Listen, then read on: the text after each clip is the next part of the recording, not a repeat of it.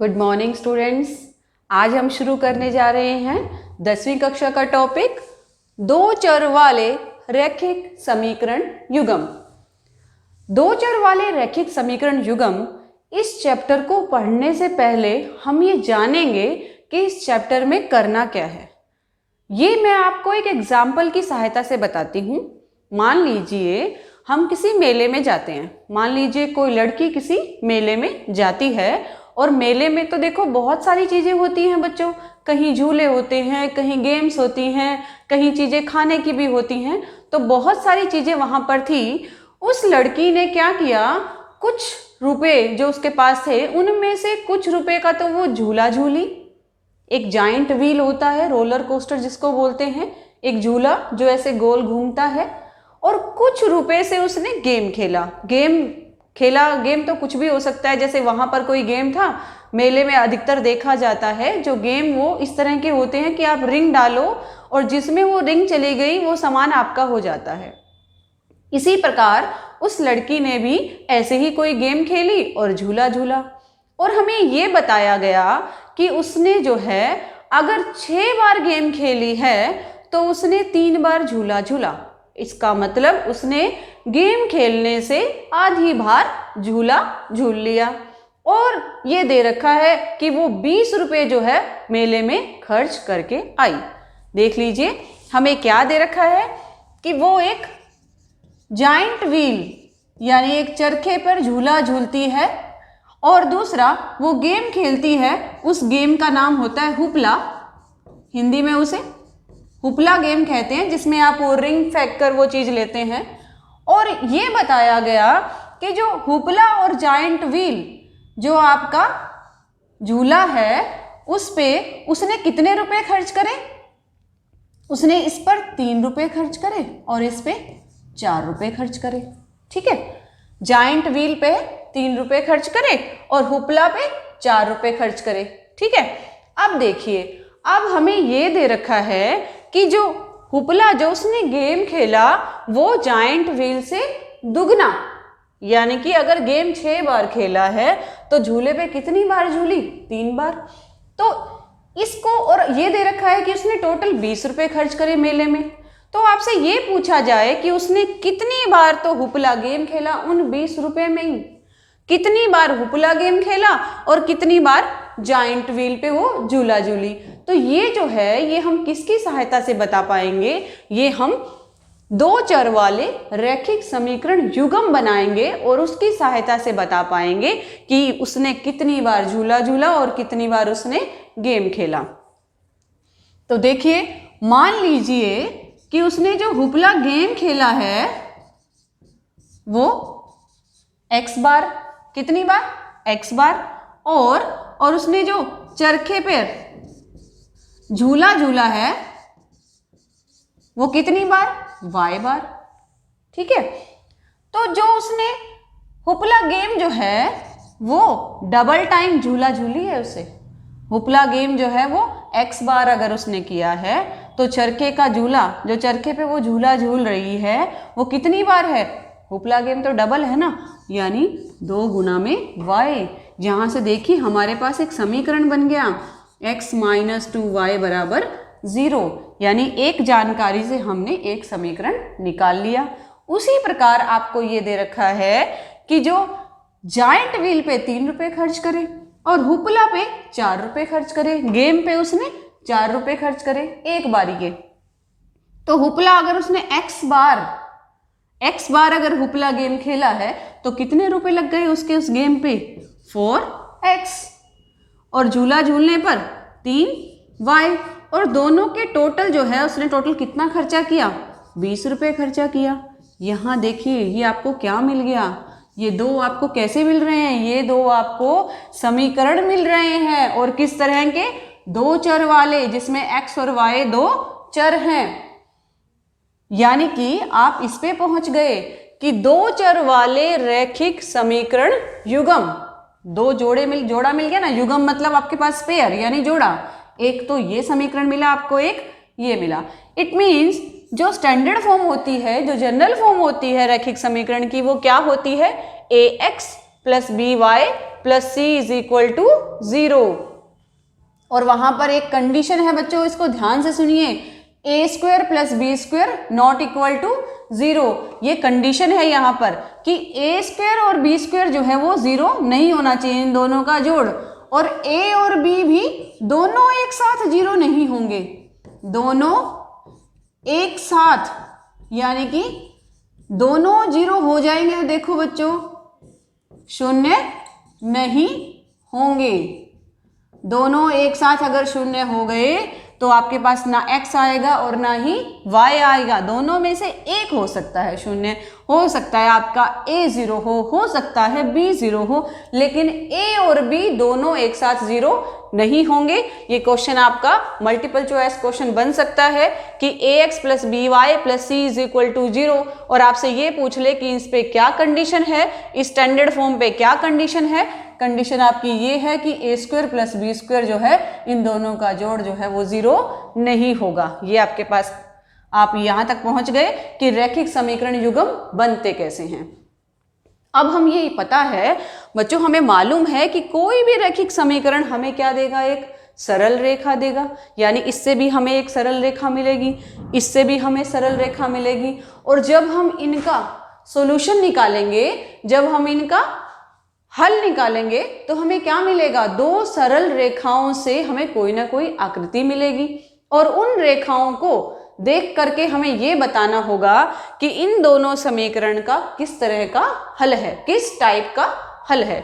और एक बात और ध्यान दो कि कोई भी रैखिक समीकरण होगा, उसका हल जो है वो किस रूप में होगा, x, y रूप में होगा, यानी कुछ ना कुछ x का मान आएगा और कुछ ना कुछ y का मान आएगा।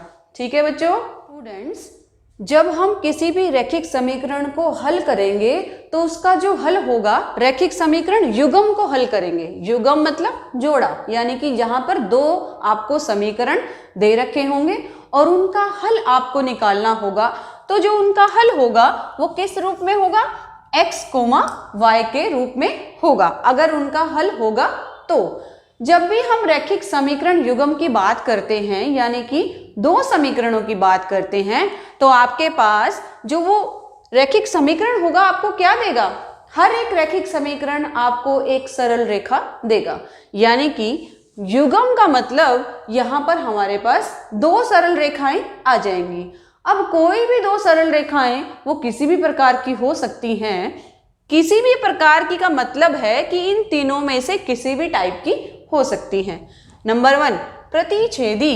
प्रतिच्छेदी हो सकता है आपकी एक सरल रेखा इस तरह की हो और दूसरी इस तरह की हो, यानी कि वो दोनों जो हैं किसी न किसी बिंदु पर प्रतिच्छेद कर रही हो, तो रेखाएं कैसी हो जाएंगी बच्चों, प्रतिच्छेदी। और उनका जो हल होगा वो कौन सा हल होगा, जो जिन पे वो प्रतिच्छेद कर रही हैं वही उनका हल हो जाएगा। और कितने हल होंगे, एक ही हल होगा, क्योंकि वो एक ही बिंदु पर कट कर रही हैं। नेक्स्ट देखिए, रेखाएं समांतर भी हो सकती हैं। समांतर मतलब आपके पास पहली रेखा जो है इस तरह से और दूसरी उसके ठीक समांतर। ठीक समांतर मतलब ये दोनों जो है रेखाएं कहीं नहीं मिलेंगी। अब जब कहीं मिलेंगी नहीं तो हमारे पास उनका हल भी नहीं होगा, यानी कि समांतर रेखाओं का कोई हल नहीं होगा। जब भी आपको दो चर वाले रैखिक समीकरण युग्म जो है उनसे आप सरल रेखाएं बनाएंगे, अगर वो आपको समांतर रेखाएं दे रहा है तो उस समय आपका कोई भी हल नहीं होगा उस युग्म का। नेक्स्ट देखिए, समपाती।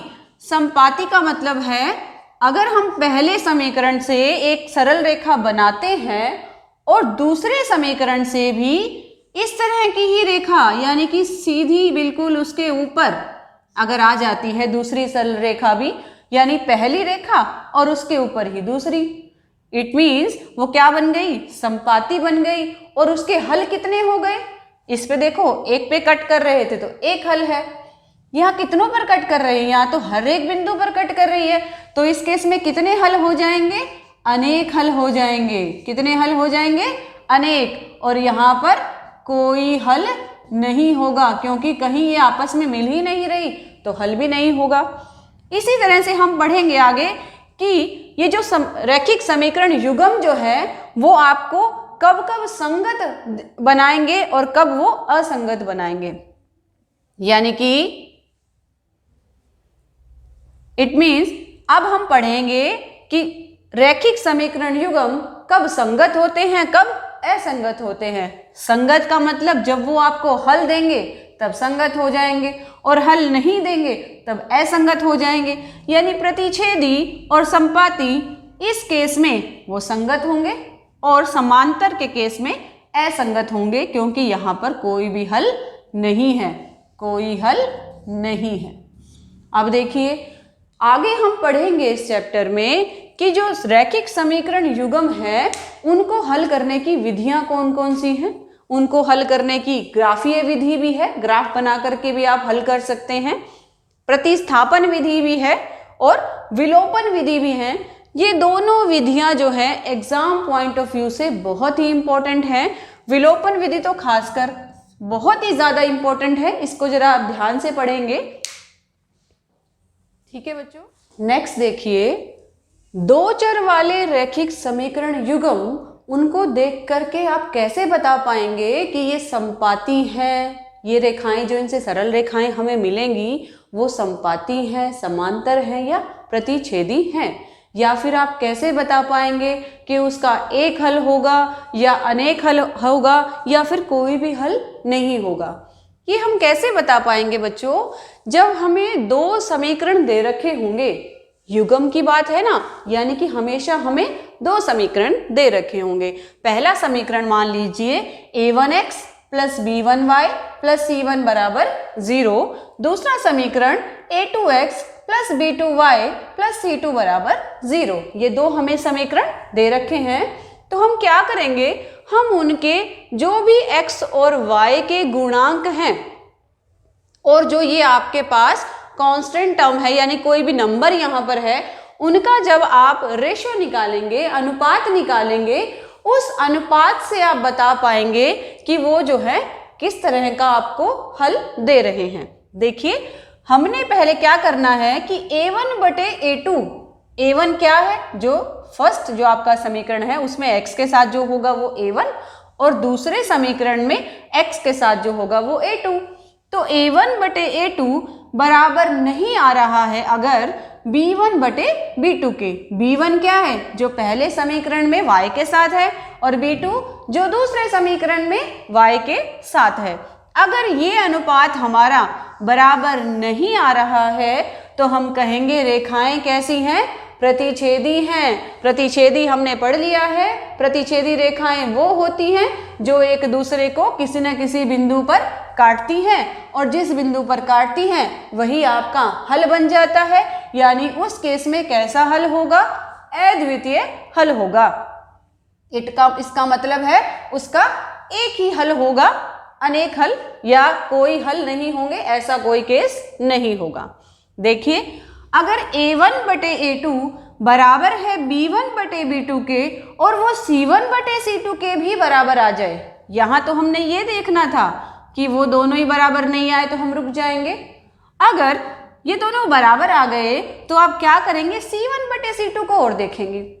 अगर c1 बटे c2 बराबर आ गया, ये अनुपात तीनों का बराबर आ गया, तो रेखाएं कैसी हो गई बच्चों, संपाती हो गई। हमने पढ़ा है संपाती रेखाएं कौन सी होती हैं, जो ठीक एक दूसरे के ऊपर आती हैं। इसका मतलब उसके कितने हल हो गए, उसके तो अनेक हल हो गए।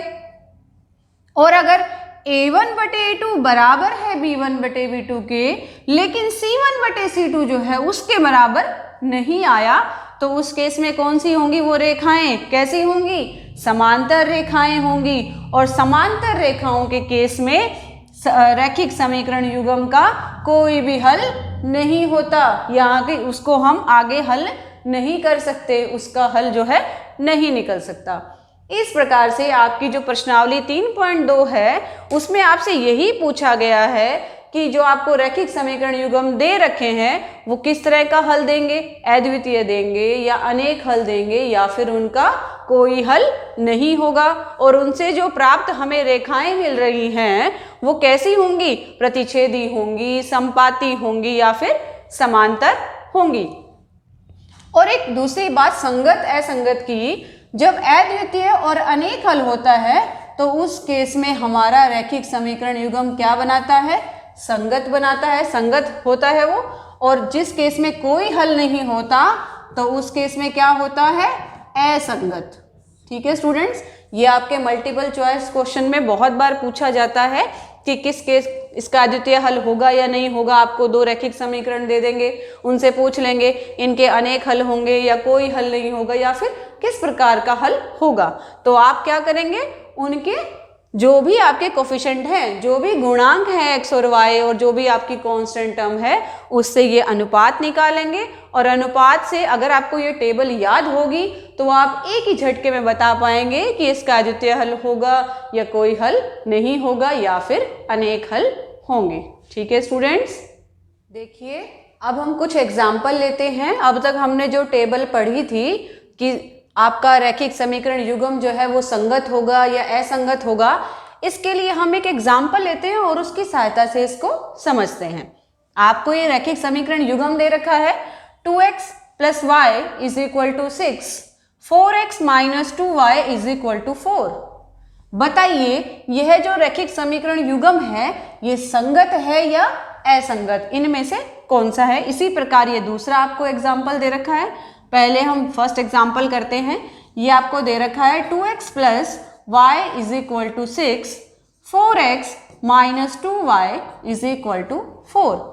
सबसे पहले हमें जो भी रैखिक समीकरण दे रखा होगा उसको हम स्टैंडर्ड फॉर्म में बनाएंगे। स्टैंडर्ड फॉर्म का मतलब आप जो भी आपके बराबर में नंबर दे रखा है उसको लेफ्ट हैंड साइड में लाके राइट हैंड साइड में 0 करेंगे। यानी कि आप कैसे बनाएंगे इसको, 2x + y - 6 = 0, और नेक्स्ट कौन सा बनेगा, 4x - 2y - 4 = 0। ये आपका पहला समीकरण जो है इस रूप में हो गया स्टैंडर्ड फॉर्म में, और दूसरा भी स्टैंडर्ड फॉर्म में हो गया। अब हम यहाँ से a1, b1, c1 और a2, b2 और c2 का मान निकालेंगे।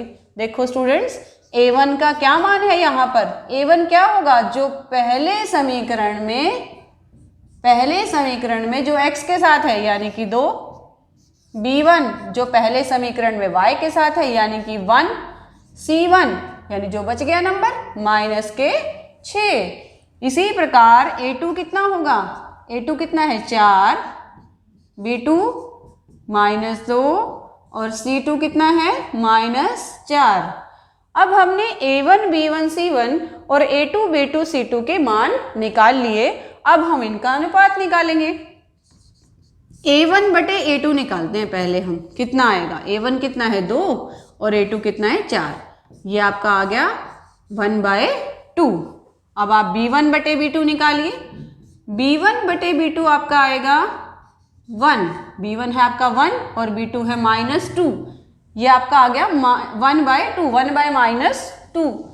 c1 बटे c2 निकालिए, -6/-4, माइनस से माइनस कैंसिल, ये आ गया 3/2।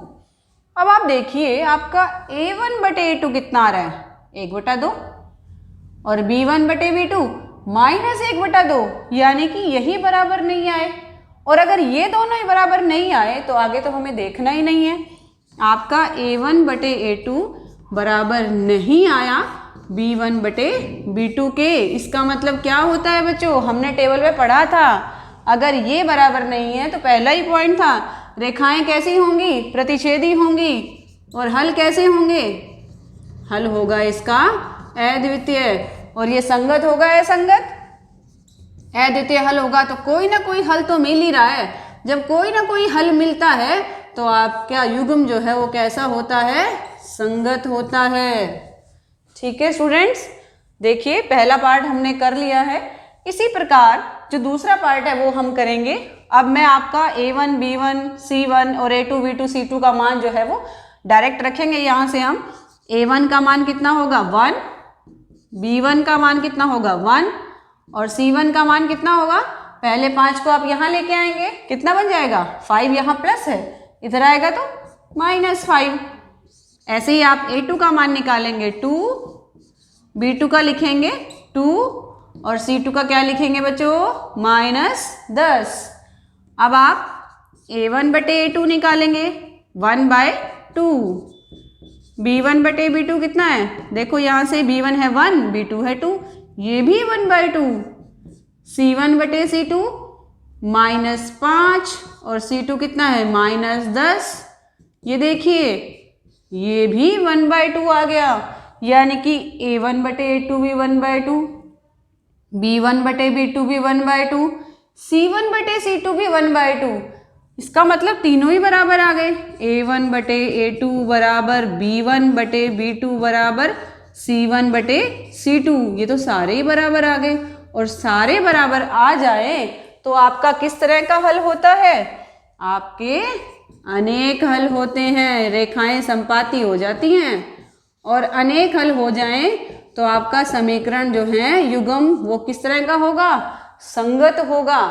अगर ऐसा हो जाता ना कि यहाँ तो -10 नहीं होता या फिर यहाँ -5 नहीं होता, मतलब कहने का कि ये जो 1/2 ना आता, यानी C1 बटे C2 बराबर नहीं आता, तो आपका क्या बन जाता ये, उस केस में तो समांतर हो जाती रेखाएं, यानी कि कोई हल नहीं होता, उस केस में वो असंगत हो जाता। इस प्रकार आपने जो है रैखिक समीकरण युग्म में आप ये बता पाएंगे कि उनका एक हल होगा या अनेक हल होंगे या कोई हल नहीं होगा, वो संगत होंगे या असंगत होंगे, ये सब हमने पढ़ लिया। अब हम जो पढ़ने जा रहे हैं, अब हम पढ़ेंगे कि रैखिक समीकरण युग्म को हल कैसे करते हैं, इनका हल कैसे निकालते हैं। अब हम इनकी विधियां सीखेंगे। ठीक है स्टूडेंट्स।